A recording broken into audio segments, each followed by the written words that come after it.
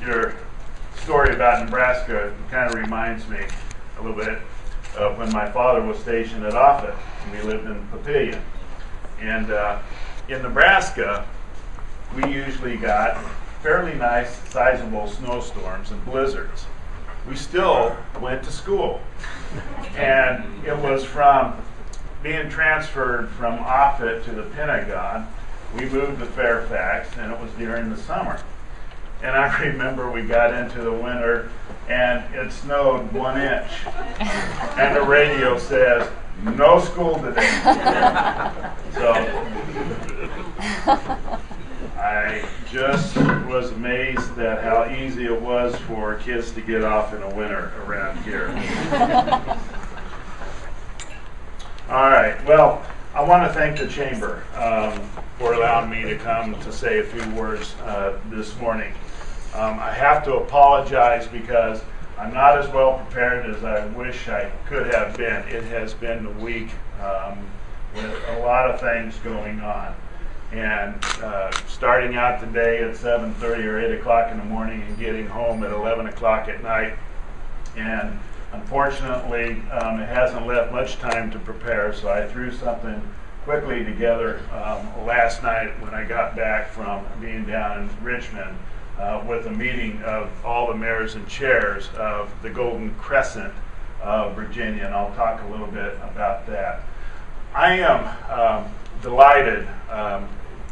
It's been a wonderful 5 months so far with the Board of Supervisors. It is a good working group. When we came on together, we had an advantage unlike any other board that I've served with, and that is the fact that the whole group campaigned together. We knew each other fairly well and what some of our top priorities were and what we wanted to accomplish as a group. So it hasn't been too difficult in terms of coming forward and coming out of the bat pretty united on some fairly major issues. And of course, we got thrown right into the budget, and that's not a problem for a Eugene Delgado or a Scott York who has had the experience, but when you have 7 new board members who are just starting out for the first time, granted that both Supervisor Reed and the Vice Chair Clark have had some experience on town council, but not on the Board of Supervisors. It's always interesting to watch them try to work their way through, and now that they are experienced, and we look forward to, well, maybe not getting into the next, but it'll be somewhat educated. But I'm very optimistic. I think Loudoun County has been a great place to live. It has certainly been a great place for my family. And look at us today. Our employment rate is just the envy of the world. Our household income is at an average of $119,000, and we have a wonderful growing international airport in our front yard. We have some very dynamic businesses in our community, and we have successfully over the last 10 years been able to see the revitalization of our rural economy in Loudoun County, albeit it doesn't look like what it started out to be, where we had 300 dairy farms at one time in Loudoun County. Now we only have 1. We've got niche farming. We are truly DC's wine country out here, which is kind of odd for me to say since I don't drink wine, but it's just been a fantastic place to be. And I thought quickly what I would do is kind of walk us through what the board has worked on the first few months of its term. And I thought, you know, it's been a week of discussions of rail. Last week's been a week of discussion of rail. I'm not talking about rail today, folks. Forget it. If I had to state the top 3 priorities of the Board of Supervisors, obviously the first one is economic development. Why? To provide job opportunities for our citizens that are here, for the citizens that are coming. And it's not only about providing high quality, high-paying jobs. But we also want the jobs for the folks who simply want to maybe work part-time and have a small second income within the household, and et cetera.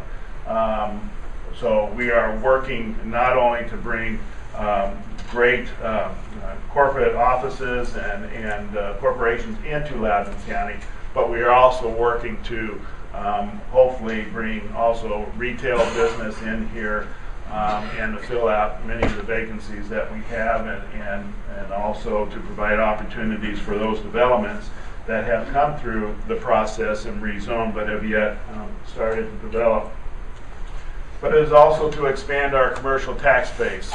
It is to help offset the cost of the infrastructure and doing business in Loudoun County. Obviously, with a great school system, we have a lot of cost that goes into the operations, primarily paying for the good teachers that we have in the community. So we want to expand a commercial tax base in order to help soften the burden of the homeowners' tax bill. So far, some of the things that we have done through the budget session, as most of you have probably watched, we did a lot of cutting back and reducing. Some areas in county government, but probably the two areas that did see a little bit of increase is public safety. But we also put in more money into the economic development department. Because we feel that if we're actually going to promote and try to expand a commercial tax base, we need to beef up our department. So we went and worked with Tom Flynn and crew and looked at restructuring a little bit, and with the funds we're putting more emphasis on business recruitment. But we're also doing a focus on business retainment. We want to keep our businesses that are here, help them to be able to grow here, but we also need to be out there getting businesses to come. And you know, I have no problem with poaching, so I like to go out and recruit in Fairfax. But we also have the opportunity with places like California, where there's such a high tax burden on businesses. Let's take advantage of bringing them here to Loudoun County. And the other thing is that we have focused on a little bit more, and I'm delighted that unanimously the board is looking to go more global. I recently got back from a trip to Germany where we have our partnership with Mein Town is Christ. It is a 6-year-old partnership now. We have had over 300 students go back and forth in exchanges with Germany. But we came back with this recent trip where we have a business, and we look forward to the announcement soon that we can publicly let you know who it is. But there is a business in Germany that will be coming over here and moving or starting up a corporate headquarters in Leesburg. Which they will go forward to market their product from Canada all the way down to South America out of their Leesburg headquarters. They're going to start off small and grow into the office. I also, not too long ago, got back from Taiwan, where the Board of Supervisors authorized me to be able to sign another partnership with the Bangchao district of New Taipei City. We feel that at this point in time, with our budget, we're unable to really compete with Fairfax that has gone around the world, and they've got offices around the world. I think, what are they up, buddy, up to 6 or 9 at this point. That creating these partnerships is another way to do it in a more inexpensive way. And we feel that getting out, getting to know the world, and developing these partnerships is a way that we can get in the community. And we're just finding the success that we are having with Mein Town is Christ, that we're able to get out there and to more dynamically sell the county. We look forward to developing this relationship. While I was in Germany, our vice chair, Janet Clark, was able to go over on behalf of the Board of Supervisors to Goyang, South Korea. And we are also looking to develop a partnership with this jurisdiction that is very interested and partnering up with Loudoun County. And this will be a great thing for us to do as well, because we are trying to work with Korean Airlines to start doing more cargo shipments into Loudoun County. One of the things that our staff has been working on with the folks out at Dulles Airport, as well as the state, is to start selling Dulles Airport to be able to do more cargo. The other thing that we initiated is reviewing all the commercial districts within the zoning ordinance. What we felt we needed to do is really do a thorough review and look at all the categories of the special exception uses and see if we can't flip them into a by right category, saving businesses the having to go through that process and only needing to come in and basically get their site plan, building permits, and going forward. There may be some cases where we'll have to develop some performance standards in order to protect the community good, but we felt that, if we're going to promote ourselves, let's make it easy for businesses to get into Loudoun County. As you know, there was the recent announcement that came out, oh my gosh, the Redskins are leaving Loudoun County! This was actually an effort working with the governor to actually keep the Redskins in Virginia and in Loudoun County. They were being recruited both by D.C. and by Maryland with significant money to move their headquarters out of Virginia. The governor worked with the Redskins on a significant deal between the state and the Redskins. We are participating in that deal. And this item that we will be approving this next board meeting, so I will just let you know what we are doing as the County Board of Supervisors is purchasing a package with the Redskins of $2 million to promote Loudoun County, similarly to how we were working with them a few years ago when we used some TOT tax to promote Loudoun County. What we got for $2 million is this exact same type of program spread over 8 years. So we know that the Redskins are committed to Loudoun County for a minimum of 8 years. They are investing a lot of money into upgrading their facility out there at Redskin Park because they want a state-of-the-art training facility for their players. And even though we lose the training camp to Richmond, the bigger benefit is that they stay in Loudoun County, their players stay in Loudoun County. They are millionaires spending money in Loudoun County, so I'm happy. The other priority, transportation. It for us is a quality of life issue. There's nothing worse than sitting in traffic for an hour and a half to get to work, another an hour and a half getting home. It is also a public safety issue. If our roads are clogged, our emergency personnel can't get people to life-saving services in the case in an emergency. It is also a business recruitment and retention issue. Economic development is definitely related to transportation. You can't get your goods in, you can't get your employees in. We're going to start losing businesses. We will not be able to recruit businesses into the community. Some of the things that we have done, we have reversed the prior board's decision on Route 659, and we now have it back in 50 at Route 50 going south is a six-lane road and a six-lane right-of-way to connect with the 234 connection into Prince William. The priority for us now with this is to sit down and work with the governor's office, with the community as well, because we want to get the traffic up to the southern portion of the airport.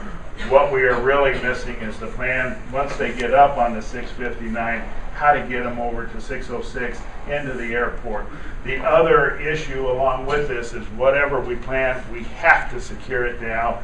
We do have development approved up in these areas where the potential east-west connection will be, but if we wait too long, it will be developed and we will lose that opportunity. And certainly there is a concern about mixing all this traffic with Route 50.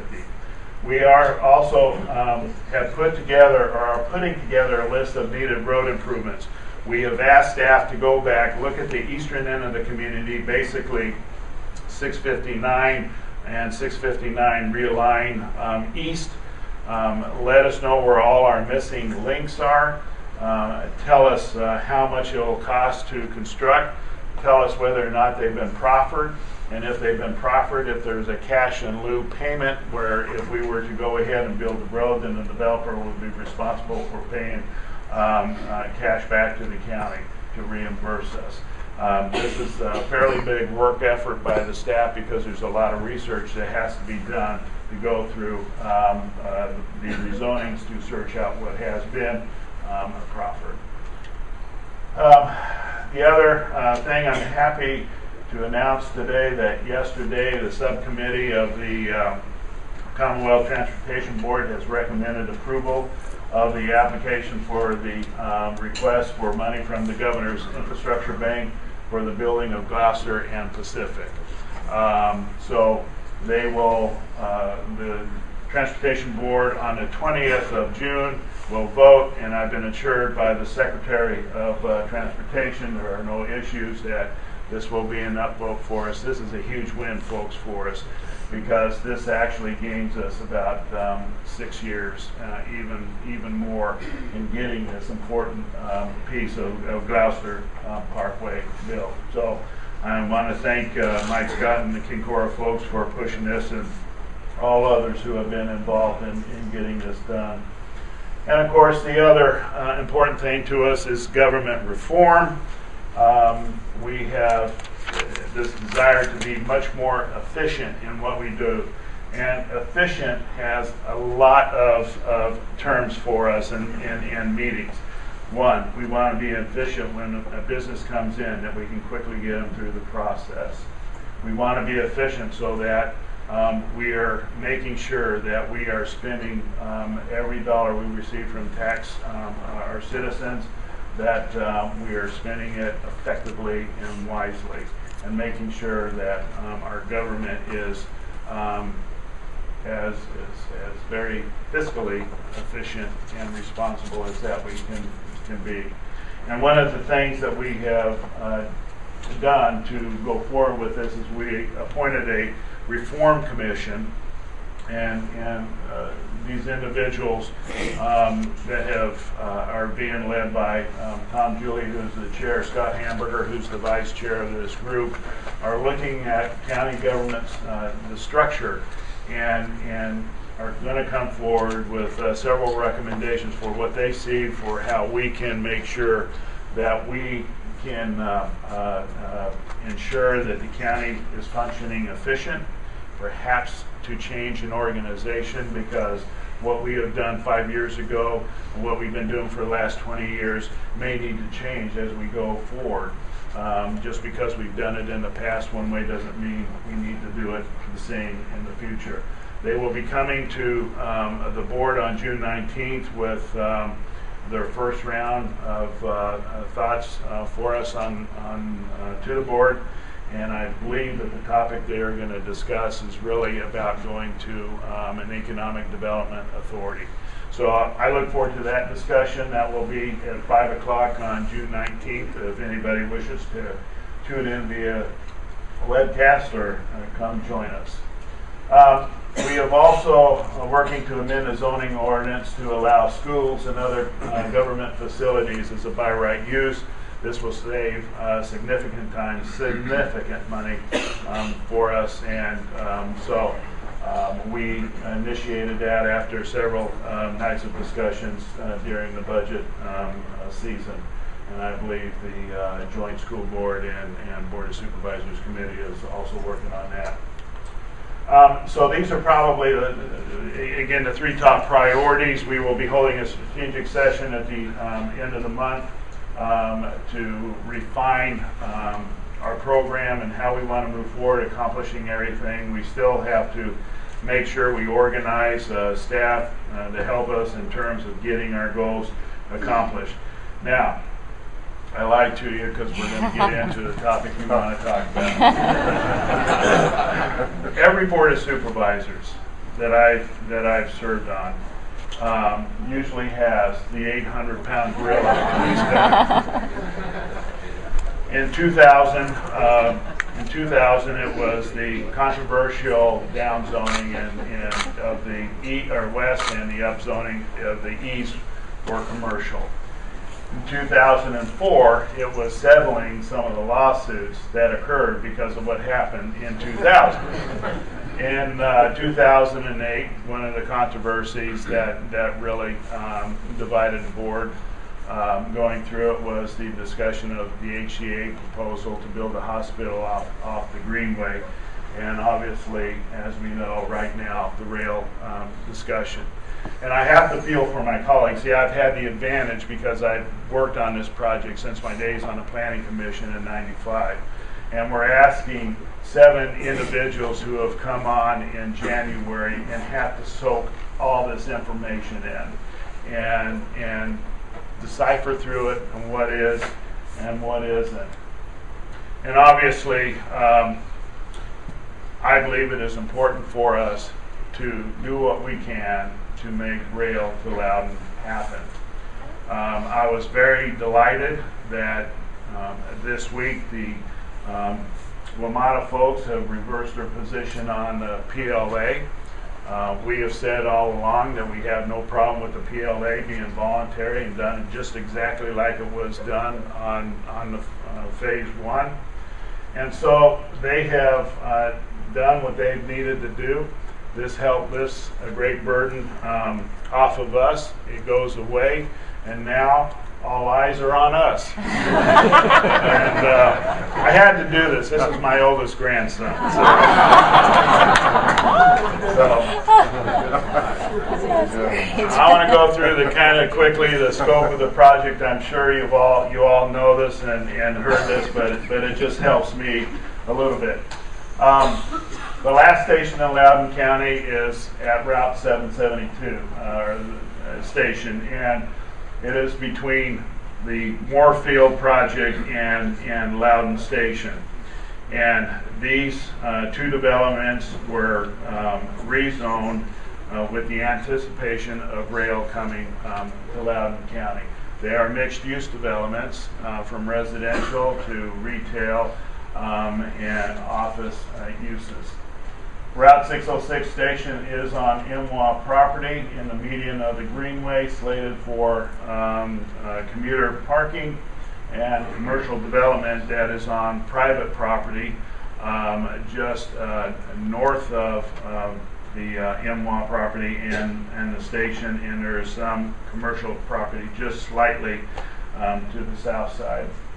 And of course, the airport station, which is being built to serve the airline passengers and the workforce out at the airport. Then we have 2 parking garages at 772, the north parking garage, the south parking garage, and then the 1 parking garage at 606 for now. The 606 garage is being proposed to be built at around 1,900 spaces. But we ultimately, in our comprehensive plan, are planning for up to 6,000 spaces in that area to serve commuters that I believe will come as far as west as Clark and West Virginia, and then south of us, Prince William County. We will be responsible for, obviously we are part of the project for the stations. Our part right now as it stands in terms of what we see as the cost of construction, we will be putting in around $270 million in for that. When we went through the discussions with Secretary LaHood and negotiating on getting the project cost down, he proposed that Fairfax County build its 2 garages in the phase 2 part, and that Loudoun County built its 3 garages, and that Fairfax County built the Route 28 station, again, to help bring down the cost of the project. The advantages to us is that, one, we will now be able to build these garages either as Loudoun County or through a 3P process and have the private sector build it. But at the end of the day, these garages will be self-sustaining, and the people actually using the rail will actually pay for what was an original part of the project. And the only thing that really disturbs me about the whole project is that those that have been planned to use rail are not really paying all that much to use rail, where the folks using the toll road are ones that are shouldering with that burden. But unfortunately, even if we opt out, those people will still be burdened to pay because Fairfax and the airport, if we opt out, will still go forward to build rail to the airport. It will just delay the project by about 2 years, at which time, obviously, you will increase the cost just by natural rate of inflation. But if by chance we are in an area where we were about 4 years ago in the height of development, those costs will dramatically shoot up. The benefits of rail. My days on the planning commission, when we were planning for what we were doing in terms of opening up the eastern end totally for development and planning, this was necessary in order to get our people in and out of Loudoun County. We cannot expand Route 50 to 66. 66 is a mess right now. We cannot expand the toll road. We are done. There is no more room to expand it. Route 7 can have 1 lane going east and 1 lane going west. We have no ability to add capacity. And even if we were lucky enough to have right-of-way reservations for a 4-lane divided getting to the Beltway, there is no way to expand from the Beltway getting into DC. Right now, 66 has pretty much been quashed for any expansion because of the Arlington Board of Supervisors. And even if you got that expanded, then you still have the problem of getting over the river into DC. Our network is pretty well done with rail that will get our folks into Tyson's Corner, into Washington, D.C. And I firmly believe that rail will do more for us than bus. Bus has been a great use for us now to help with commuter traffic, but rail will get us to all points in the region. Bus cannot do that. Well, we could, but we couldn't afford to do that. It would cost us more than rail would. This will allow us, and particularly you, our employers, to reach out into the region and bring employees in who don't want to come here because they don't want to put up with traffic. And so there is that benefit, and selfishly for me, it's just about transportation. But I also believe for us, this will be a big money generator, revenue generator for the community. I have seen the studies on one particular piece of property that shows with rail from without rail from a period of 2012 to about year 31, that probably would generate about $116 million worth of revenue. With rail, it would generate over $400 million worth of revenue. And obviously, I think that with this, we are ground zero. Let's make it happen and move forward. If not, I really kind of fear that what will happen is that we will take complete advantage of just simply being a bedroom community for Fairfax. Yes, we've had some good advantages. We are a data center, slap happy community right now. Thank goodness for that, because it has really helped our revenues. But we don't want to develop all of Loudoun County into one big data center. We certainly don't want to do what we've been doing for the past 15 years, and that is watch Fairfax County develop dramatically, and we're paying for their children's or their employees' children to be educated, which has been difficult on the school system to be able to keep up with the expansion. And they've done a fantastic job in doing that, but it's difficult on all of us because of the cost of schools and et cetera. And what will happen is when prospects are coming in to look at potentially locating into the community, where are they going to go? They're going to go where the transportation system is the best. And which for us means I think they'll just simply look at Fairfax County and turn away from Loudoun County. We'll still get some good stuff, there's no question about that, but we won't get the great stuff. And so I really hope, and as I've said in the past, I firmly believe at the end of the day this board will make the right decision. I've said that publicly, and I will continue to say that. My board, as I said earlier, is in a tough position. They have come on as a new board having to understand an awful lot from the budget to rail and everything in between. And besides having to be educated, they also have to deal with the public who wants this and that done. And it's a lot of effort. And on top of that, many of them work a full-time job. At least they thought they worked there.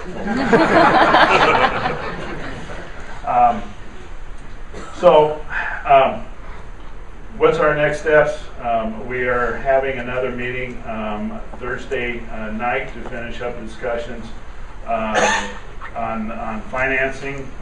There is a belief on this, I think, by the board that should the county opt in, they want to at least let the public know in scope of what they're thinking about, if in terms of how to finance it, particularly if we do tax districts, what is conceptually that going to look like.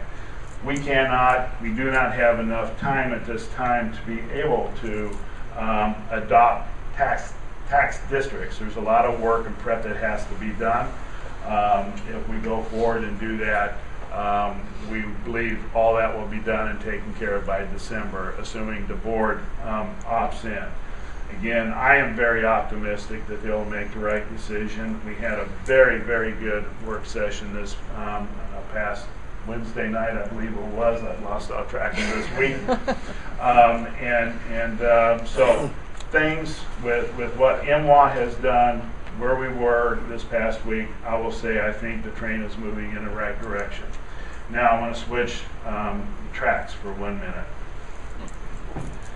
Yesterday, the mayors and chairs of the Golden Crescent met. The mayors and chairs of the Richmond area convened this meeting of all of us from Northern Virginia down 95 over to Hampton Roads to come up and discuss what do we do with transportation. Folks, 2017, the gig is up at the state level. There's no more money for maintenance. There's no more money for construction. Loudoun Rail is a big issue, but the bigger one facing all of us is transportation funding at the state level.